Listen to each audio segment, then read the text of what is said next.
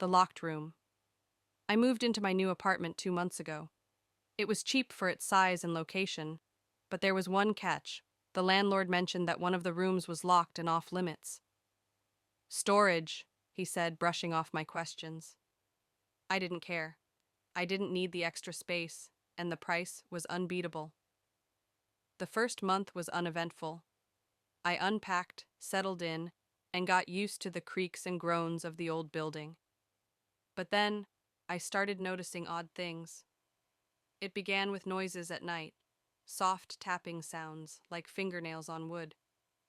At first, I thought it was the neighbors or the pipes, but the sound always came from the locked room.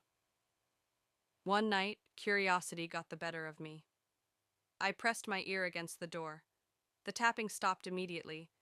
Then I heard something else, a faint, rhythmic sound, like someone whispering. The next day I called the landlord. He assured me no one had access to the room and dismissed my concerns, but the whispers didn't stop. They grew louder, more urgent. One night I woke up to find the door slightly ajar. I swear it had been locked before I went to bed. My heart pounded as I crept closer, my phone's flashlight trembling in my hand.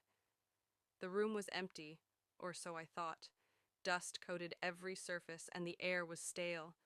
But in the center of the floor, scratched deep into the wood, were words, "Let me out." I stumbled back, slamming the door shut.